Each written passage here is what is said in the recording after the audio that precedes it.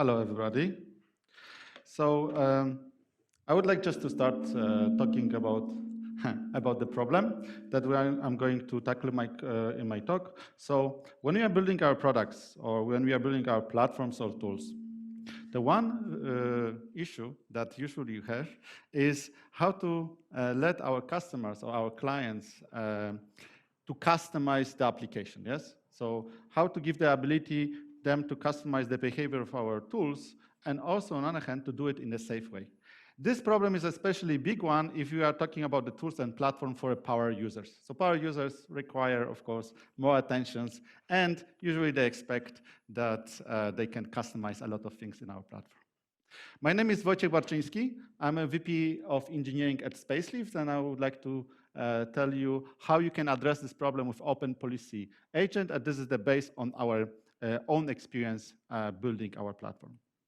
So the problem I always thinking about it is like a chasing the rabbit. You are providing a new customization, new configuration option, and then second day there is another request for adding another one. So it's like chasing this rabbit over and over again.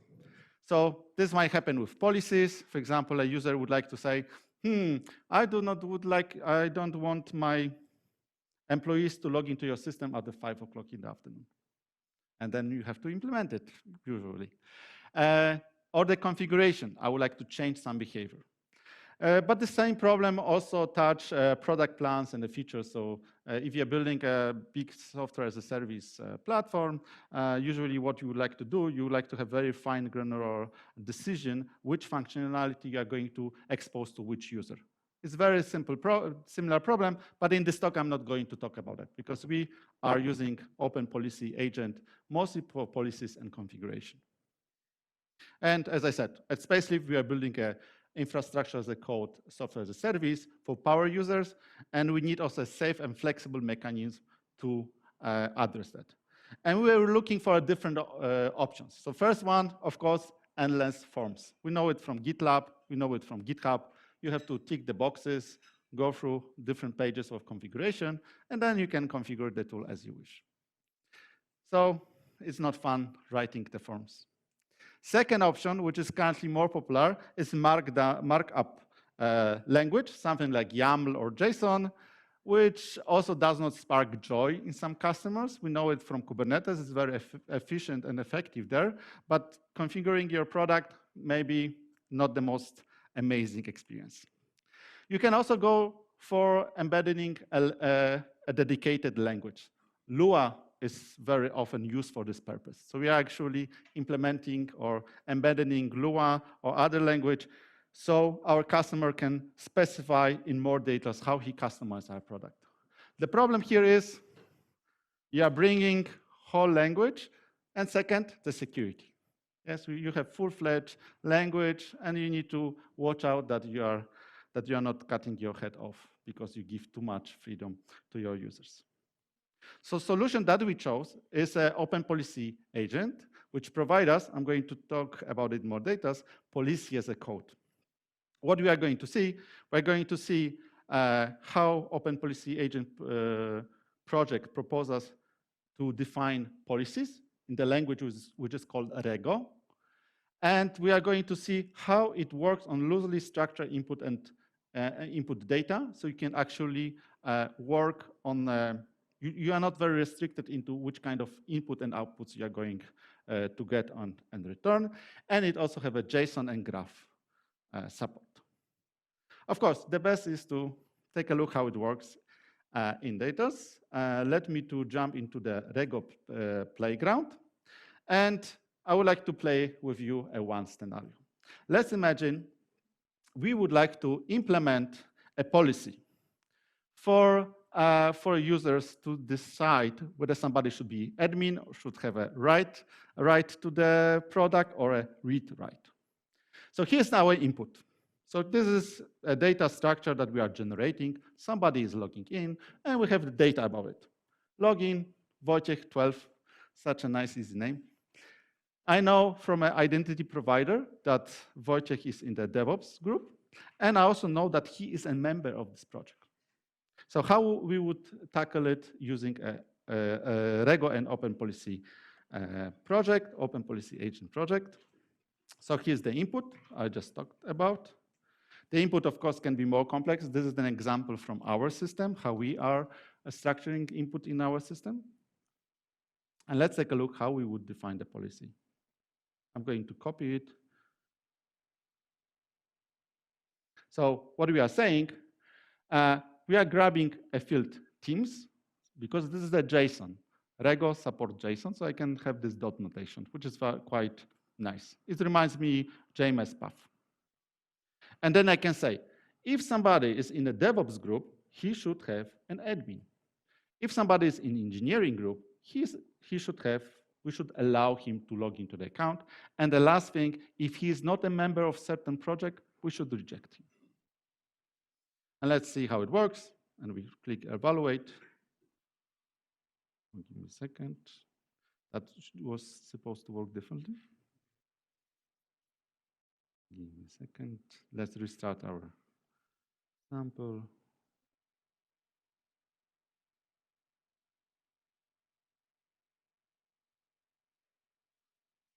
So here we have policy. Here we have our input.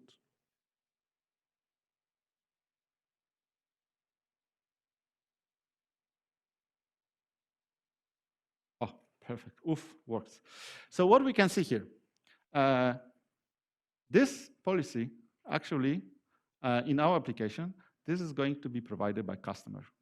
So this is the real value of this presentation. We can give our customer so much power because we use Rego, which I'm going to tell you about this language a little bit more. This is part of our application. This is something we provide to policy. And notice how much flexibility we have here. But on the other hand, we provide the data that we control. Of course, in the documentation, we need to tell the customer, you can expect teams, you can expect login, you can expect something else. And actually, in one short scenario, we can see the value of it. Let's take a look how we are going to map it to the Golang language. And this is, just to recap, is the Rego playground. You can find it on OpenPolicyAgent website, and you can play around with the example of Rego and see how it works for different products. You can actually, and this is what we did in our product, actually, we have a smaller version of this kind of evaluation in our product, so our customers can, or any customer, if you want to implement it in the same way, can evaluate and check how the policy is going to behave. Because this kind of environment lets somebody to check what-if scenarios, which is an additional value of using Rego and OpenPolicyAgent project. So here I was talking about this policy. And with Rego, what we have seen is a declarative language. It supports arbitrary nested documents, including graphs. Actually, you can walk down the graph as well. It's readable and easier for non-programmers or to people who are not developing every day. Although there's small asterisks, I'm going to talk about it later.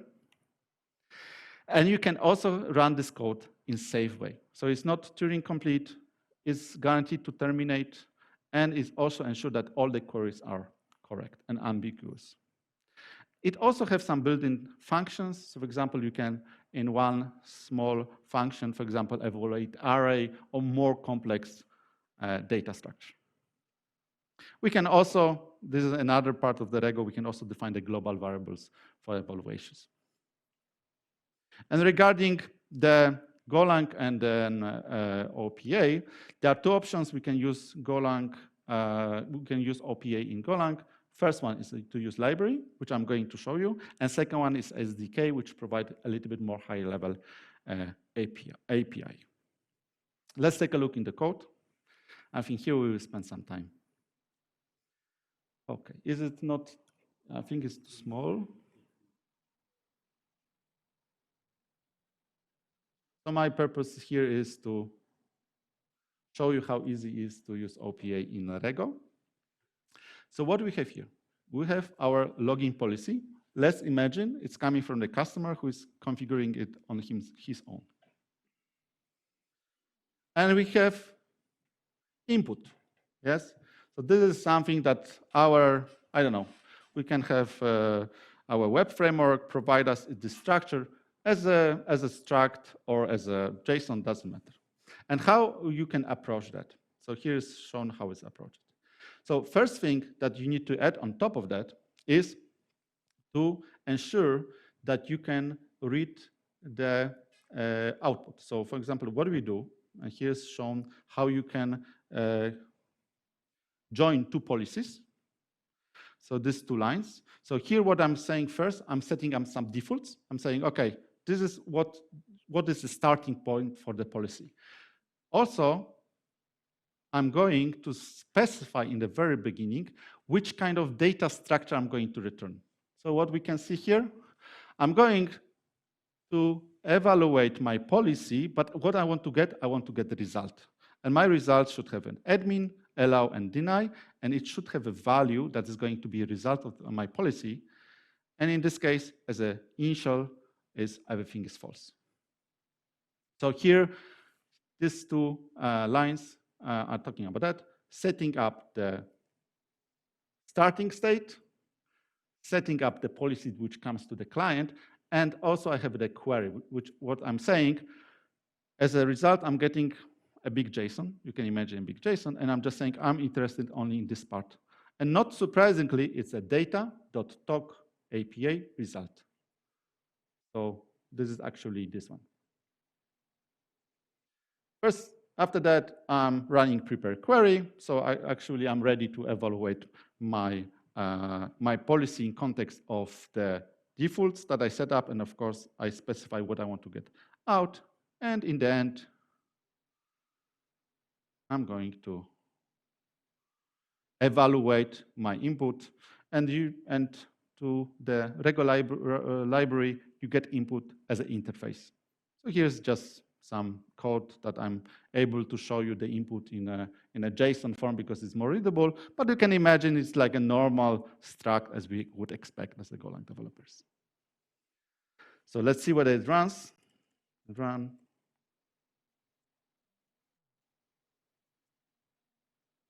Okay, so what we can see here. Question always is how to zoom.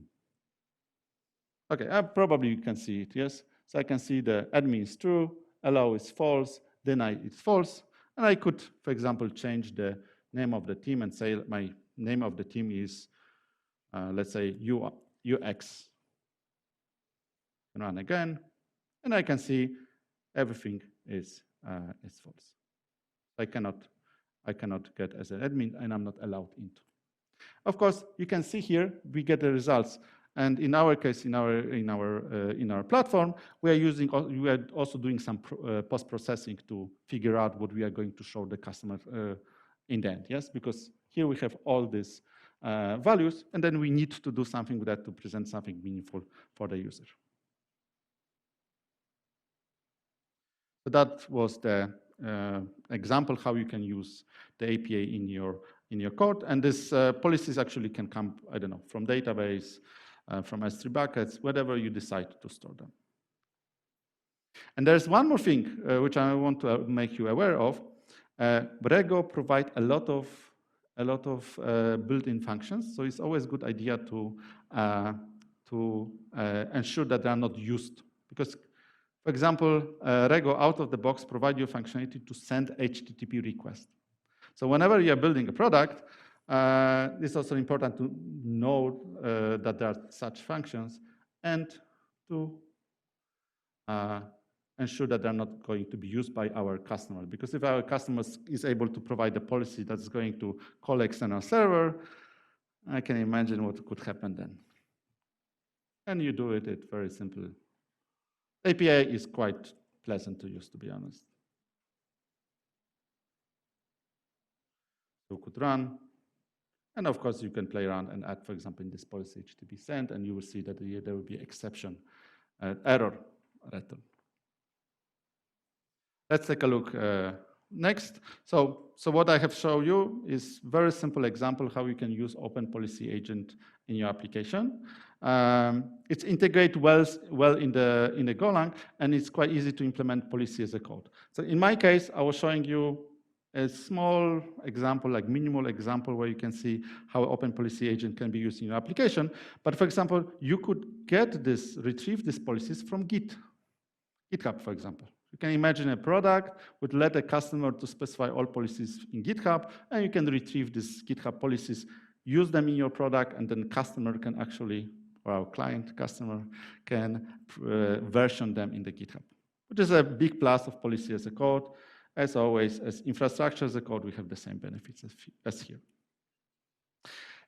There's one small thing, because I told you in the beginning that Rego is quite easy to master.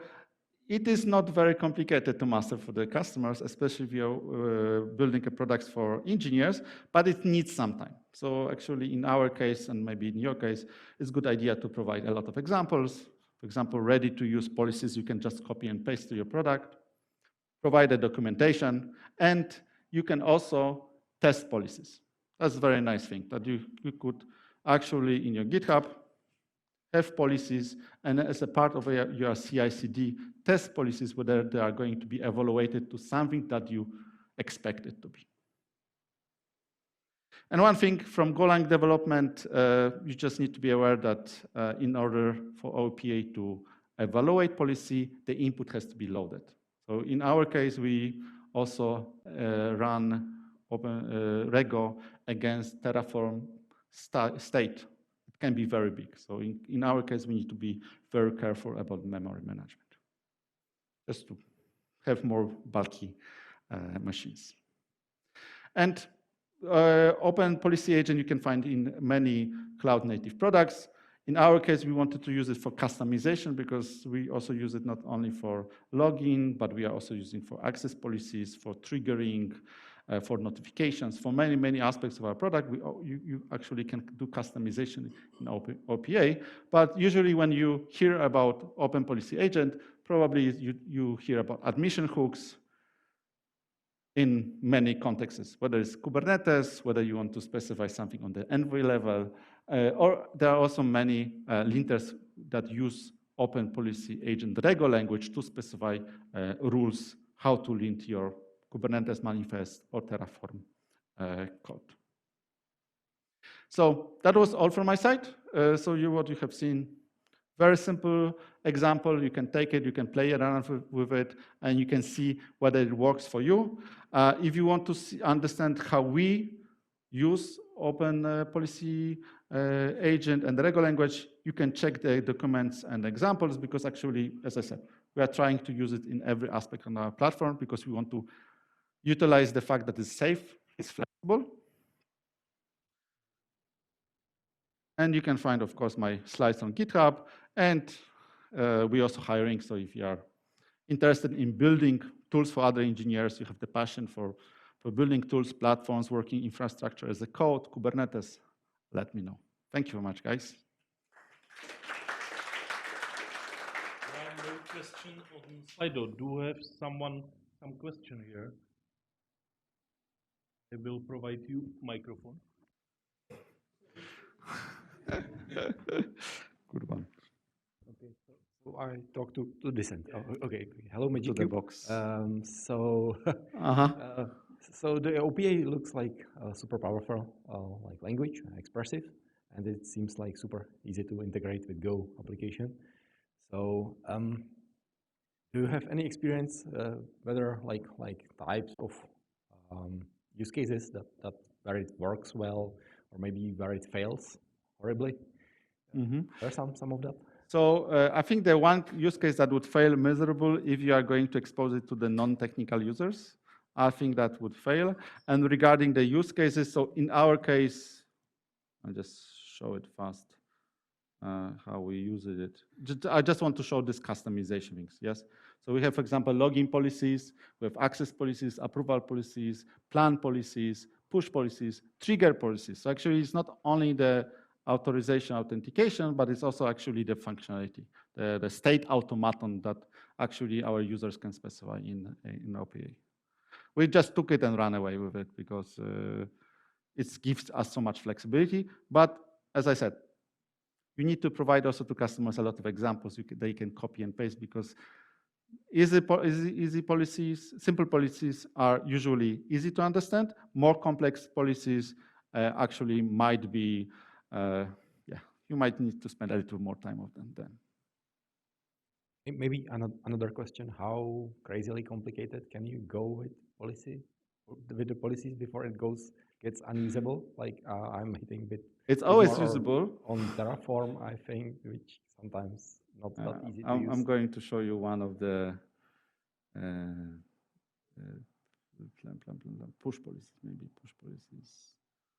I'm not going to. Oh no, this one is easy. Oh, this one is also easy.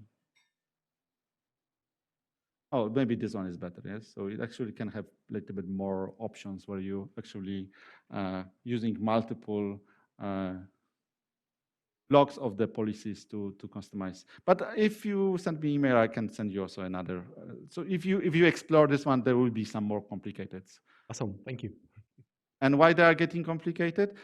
So I don't want to make it advertisements of a product. So guys, maybe it's useful for you.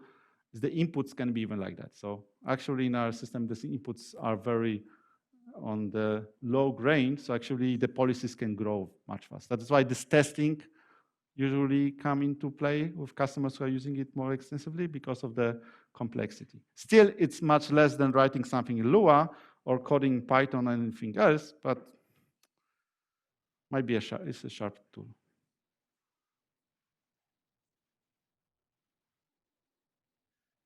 Hi, you showed that you can disable some built-in functions for security reasons. Yes.